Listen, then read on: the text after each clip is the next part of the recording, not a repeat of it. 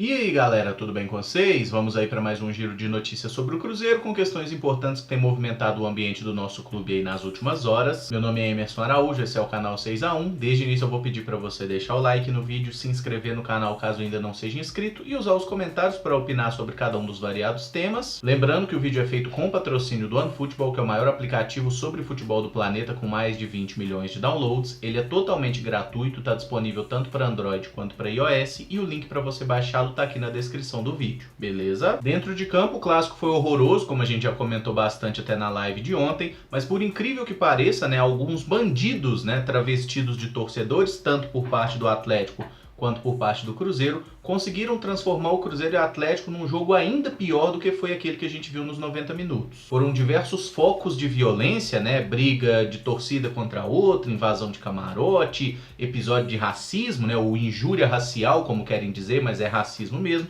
No final das contas, mais de 50 pessoas foram presas pela polícia militar. Eu vi alguns relatos de pessoas falando sobre questões entre Máfia Azul e Pavilhão mais uma vez, briga entre essas duas torcidas organizadas do Cruzeiro. A questão que mais me chama a atenção novamente é como o Cruzeiro está completamente fudido, com um risco imenso de rebaixamento, e as pessoas dessas torcidas não conseguem ter o mínimo foco em tentar ajudar o clube. Mas nós tivemos alguns episódios bem mais graves que esse, na minha opinião. Um deles, que ficou bem notório aí, foi a questão da injúria racial. 2 torcedores do Atlético com segurança da Minas Arena, um inclusive chegou a cuspir no rosto desse segurança. E a gente teve também questão de atleticanos invadindo camarote, para brigar com o cruzeirense, que aparentemente estava provocando eles lá do outro setor. Tem um vídeo até de um torcedor com a camisa do Cruzeiro jogando uma garrafa de vodka, parece, uma garrafa de vidro em direção à torcida adversária. Não tem ninguém certo nessa história. O problema é que aí a polícia já começa a falar animadamente sobre torcida única nos clássicos a partir daqui.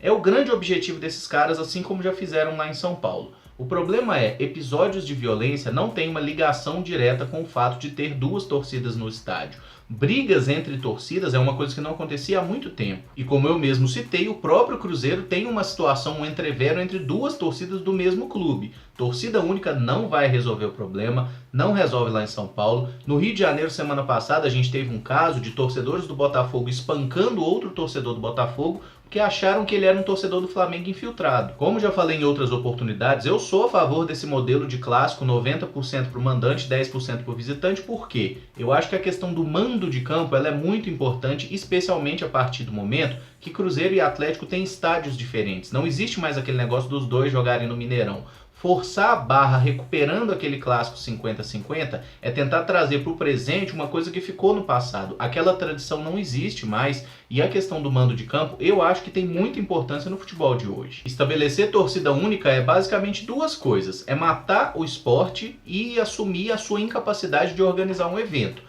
Porque se existem 2 times jogando, tem que existir 2 torcidas no estádio. Mas então, Emerson, o que você propõe para resolver esse problema de violência em torcidas organizadas? Simples, que sejam punidas as pessoas. Os estádios hoje, eles têm sistema de câmera, é possível identificar esses torcedores com muita facilidade. Então, quem tem que ser punido é a pessoa, não é o Cruzeiro que jogou uma garrafa de vodka no Atlético. Não foi a torcida do Atlético que foi racista com um segurança. Foi uma pessoa, no caso do episódio de racismo, 2 pessoas. No caso de jogar uma garrafa de vodka, foi um imbecil. Quer dizer, são pessoas, as pessoas têm que ser punidas, não a instituição. Ou será que o Zezé Perrella ia lá pular na frente da garrafa de vodka e fazer uma defesa, uma ponte do Fábio? Ou será que o presidente do Atlético ia lá e defender o cara e bater nos racistas? Isso não existe, gente. E eu acho que o processo ele é relativamente simples, mas ninguém tem interesse em botá-lo em prática. Quem já deu uma lida sobre processo de torcidas organizadas, até foi o motivo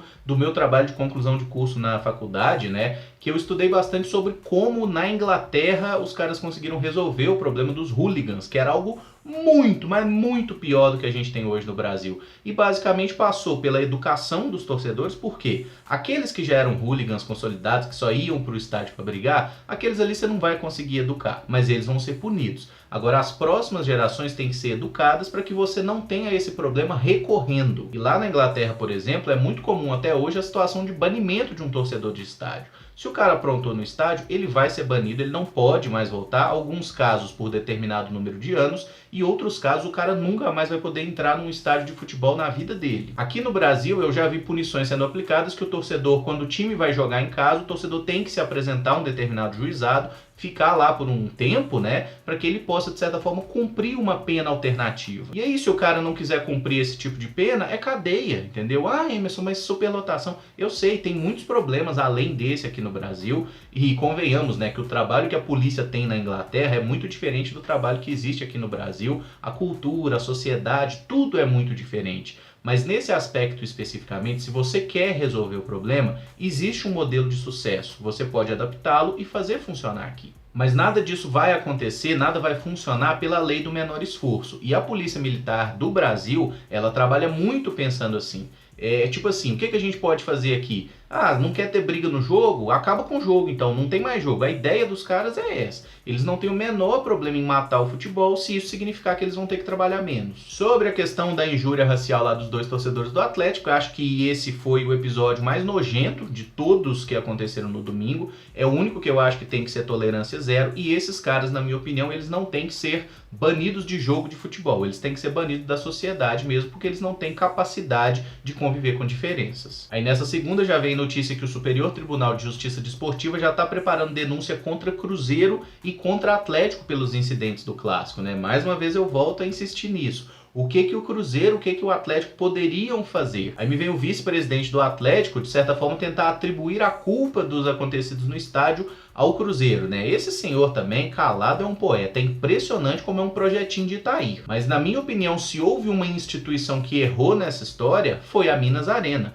Porque a Minas Arena até já admitiu em nota que o efetivo de segurança deles era menor que o ideal para esse tipo de evento. Então, se teve alguém que errou, é a Minas Arena. Emerson, mas o Cruzeiro e a Minas Arena não tem um contrato? O Cruzeiro não era o mandante? O Cruzeiro era o mandante, mas eles não têm mais contrato fixo. A Minas Arena rescindiu o contrato com o Cruzeiro. Então, nesse momento, a contratação é eventual. E no que o Cruzeiro paga para a Minas Arena, a segurança é a obrigação dela. Se ela não prestou a segurança direito, ela tem que prestar conta ao Cruzeiro e aos órgãos públicos. E eu acho que sim, a Minas Arena merece uma multa bem pesada por isso, porque se ela não contratou segurança o suficiente, qual culpa tem o Cruzeiro, qual culpa tem o Atlético, qual culpa tem qualquer outro agente que não seja a própria Minas Arena. Mas tentando focar mais nos assuntos de jogo, né, a entrevista coletiva do Abel ela foi meio dúbia, né? Ele falou algumas coisas que eu concordo, que eu acho interessantes, e falou algumas groselhas federais. Em determinado momento, ele cita que um dos motivos para o Cruzeiro não ter jogado bem o Clássico foi a questão física. Ele lembrou a viagem para Curitiba nesse meio tempo, o fato da gente ter feito 2 jogos anteriores aí com um homem a menos, e lembrou que a gente jogou bem nos primeiros 30 minutos, depois caiu muito. Mas aí eu pergunto, o que é que o Abel Braga esperava do time a partir da escalação que ele fez? Ele entrou com um quarteto ofensivo composto por Robinho, Thiago Neves, Marquinhos Gabriel e Fred. Dos 4, o Marquinhos Gabriel é o único que tem alguma velocidade, mas ainda assim não é um velocista, não é um jogador de grande intensidade. Robinho, Thiago Neves e Fred são 3 caras que já entram mortos no campo. Aí o que o Abel estava querendo? Intensidade, correria, marcação sob pressão? Pelo amor de Deus, gente, não faz o menor sentido isso, ele reclamar de uma coisa que foi ele que escolheu. E, vamos lá, o David, um pereba, não sei o que, o David estava à disposição. Ele até citou em determinado momento que ele quis iniciar com o David no banco, botando o David num segundo momento, para ele entrar mais leve, porque a torcida está pegando no pé do David. Eu entendo, faz sentido, e até gostaria de ressaltar mais uma vez, já falei sobre isso na live ontem, as únicas 2 jogadas de gol, né, as únicas 2 finalizações na direção do gol durante toda a partida, foram do Cruzeiro e foram em lances do David. Aquele chute de fora que o Cleiton defende e o cruzamento que ele põe na cabeça do Fred e o Fred consegue perder o gol. E só um detalhe sobre Fred e Thiago Neves, que eles não viajaram para Curitiba, né? Que o Abel citou isso como um dos motivos aí da lentidão da equipe, da dificuldade de manter um ritmo. Fred e o Thiago Neves jogaram no domingo anterior contra o Bahia e não viajaram para Curitiba. O Fred porque estava suspenso, o Thiago Neves porque foi preservado. Aí eles entram e não conseguem jogar de maneira minimamente competitiva por 45 minutos? Será que não está na hora do senhor Abel Braga repensar a titularidade desses caras? Pelo menos deles juntos? Um ponto que eu não concordei com o Abel foi que ele disse que considerou o Atlético ligeiramente superior no jogo. Eu não concordo, simplesmente pelo fato de que o Atlético não chutou sequer uma bola no nosso gol. O Fábio não fez sequer uma defesa em finalização, só saiu para intervenções em cruzamentos mesmo. E eu acho que se você não chutou uma bola no gol, você definitivamente não merecia nada da partida. Não que o Cruzeiro tenha merecido, eu achei que o empate foi justo, porque os dois times foram muito ruins. Concordo que ali no final deu um certo cagaço, né? Porque o Atlético estava jogando muita bola na área, ganhando algumas dessas bolas inclusive, então tinha um certo risco ali, um certo perigo, e o Cruzeiro não vinha ameaçando mais nada. As substituições do Abel pioraram o time, né? Que o Pedro Rocha e o Ezequiel especialmente entraram muito mal no jogo. A respeito do próximo confronto contra o Avaí, na segunda-feira da semana que vem, o Abel Braga falou em matar ou morrer, né? Tratou aí como um jogo realmente decisivo, que a gente precisa da vitória, e falou que pensa que o Cruzeiro precisa de mais 3 vitórias aí nesse resto de Campeonato Brasileiro.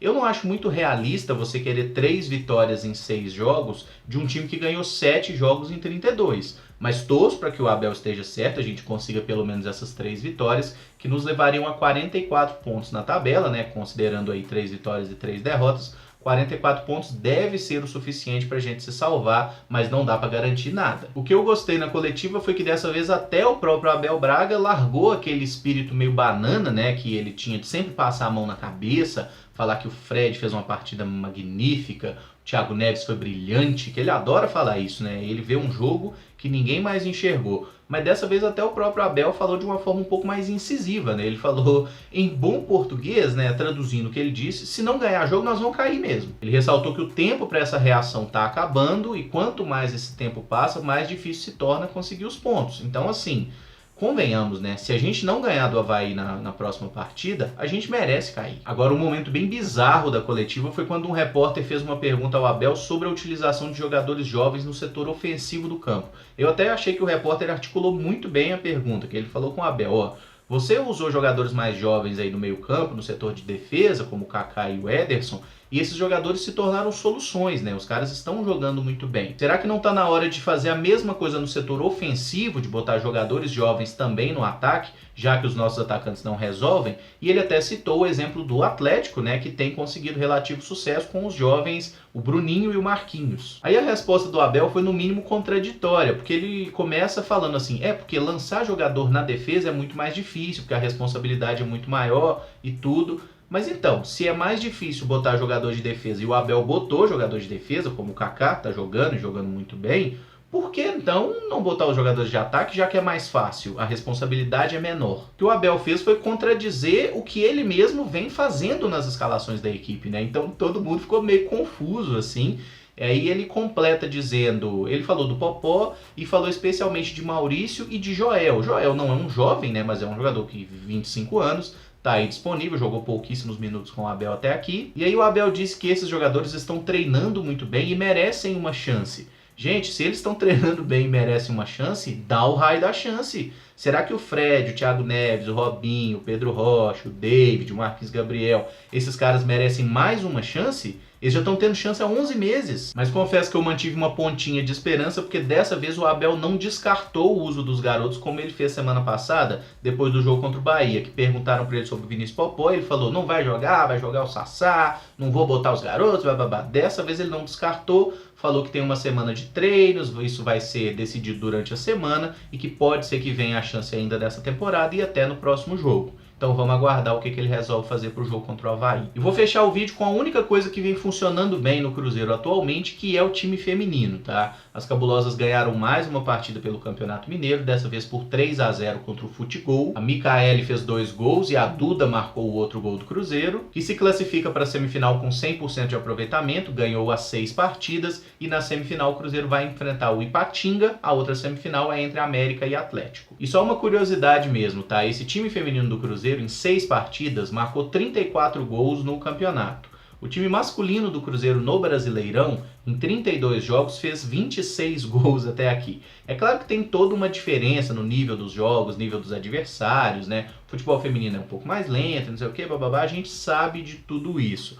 Mas convenhamos, né? Só dá uma olhada nesse número assim, cara, o quanto isso é bizarro. E tem outro detalhe, né? Sabe o que tem muito no time feminino do Cruzeiro? Jogadoras jovens, tem juventude. Esse vídeo fica por aqui. Se gostou, deixa o like, se inscreve no canal caso ainda não seja inscrito e usa os comentários para deixar a sua opinião sobre cada um dos assuntos. Beleza? Muito obrigado por acompanhar, um abraço, até o próximo vídeo. Valeu!